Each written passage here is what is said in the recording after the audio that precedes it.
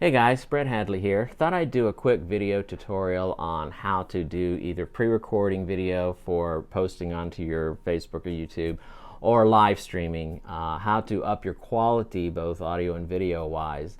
Because now that we're in this kind of new normal, doing classes in church from online and trying to stay connected either as a church family or as a school family, a lot of people are going online, and sometimes you may not know a little trick or two here or there that could make your quality go up a lot with just a little bit of equipment or a little bit of knowledge. So a real quick video here. I had a lot of questions over the weekend from different people. Hey, how do I do this? How do that? I'm going to do two sections for you. Number one, it's going to be the cheap, simple, quick, and easy way to get up and running with just your phone and get going.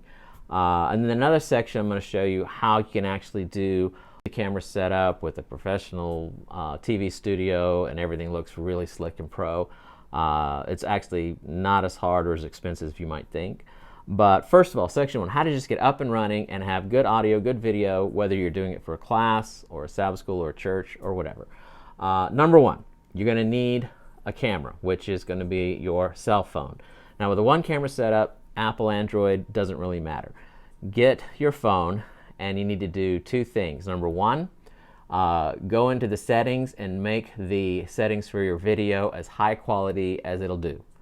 Number two, always shoot from the front facing camera. Don't use the selfie camera. The camera facing you is a much lower quality generally than the camera on the front.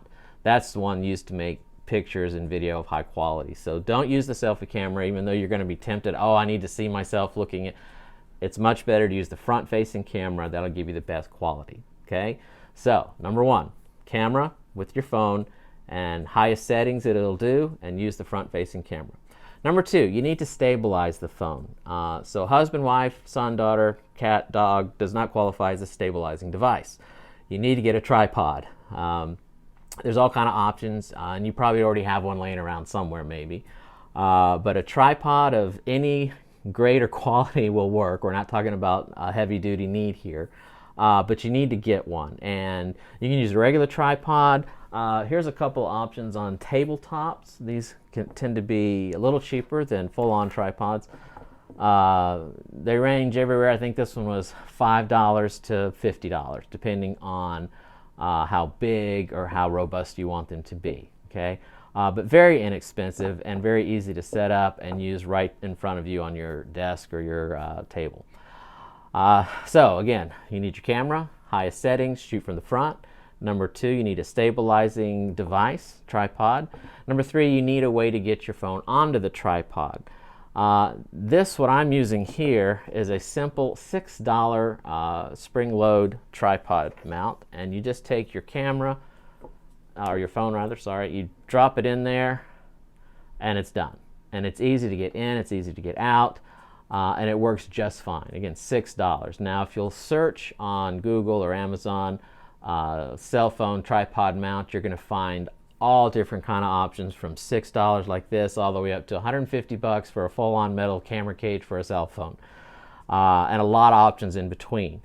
And anything you find that you like, fine. These are a little bit of metal, a little bit of rubber and plastic. I've got full metal ones, and I've got the full camera cage. But later on I'll show you an equipment section, stuff that I use for making movies and streaming, and I'll give you kind of an idea of an overview of stuff that's out there and available. But right now, $6, you drop it into the spring load mount, put it on your tripod, and you're stabilized and ready to go. All right, so number one, your phone for a camera. Highest settings it'll do on your video output. Shoot from the front facing camera. Get a tripod, full or desk, and get a cell phone tripod mount to drop your phone in. And last, you need audio, good audio. I saw a lot of people do this where they were just using the microphone on the phone itself, which is always a bad idea. It's not a high quality mic. It's meant to pick up everything, and unless you're right on it, it sounds terrible. So always, always, always use a remote mic of some sort. First option, if nothing else, use the microphone on the earbuds that came with your phone. On there is a built-in mic, and when it's up here, it's close to your mouth. It sounds 100 times better than just using the microphone on your phone. So if nothing else, use this. Another option, and again I'll show some more in the equipment section, but I'm using a simple iRig lapel mic. It's made for Apple to go right into Apple. It was 35 bucks and they work wonderfully. Here's another option that's out there for those of you who either want to do it just yourself or you want to be able to have two people at one time talking. This is a nice little lapel that splits into two, and this one itself was 15 bucks.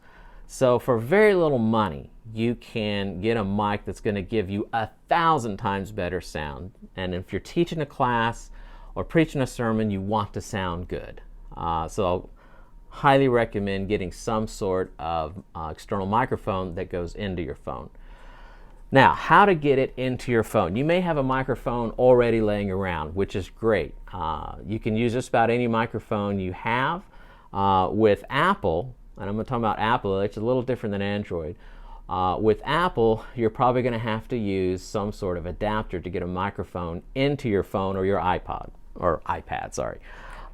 Here's a couple. So if you use an iPhone or an iPad, anywhere from 5S up to I think the first version of the 8, you still had a microphone jack. That's that 1/8 inch or 3.5 millimeter. It's a typical headphone jack, right? So this is not as complicated as it sounds. Most normal headphone jacks are what we call TRRS, and Apple's are TRRS.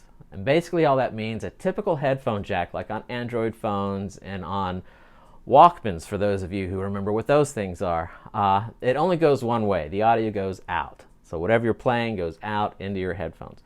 That's TRRS. TRRS goes both ways. It'll go in and out. So the music can play to your headphones, or you can have audio going into the device. And that's what Apple has. So if you have a microphone that has that headphone size jack, the 1/8 inch or the 3.55 millimeter, you've got to get an adapter that will take the input from that headphone jack and turn it into a TRRS. And then you can plug it straight into the jack on your iPhone or your iPad. Or your iMac or any Apple device. If you have the iPhone where they drop the headphone jack and all you have is a Lightning input, you can get an adapter for that as well.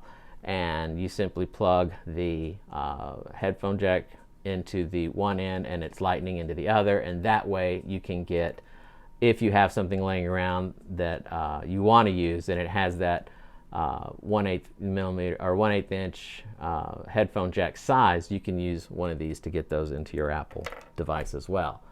Okay, so recap. Number one, you need your phone. Apple, Android, doesn't matter. On that, you need to go into settings, make it the highest settings possible for video output. You need to shoot from the front facing camera, not the selfie camera.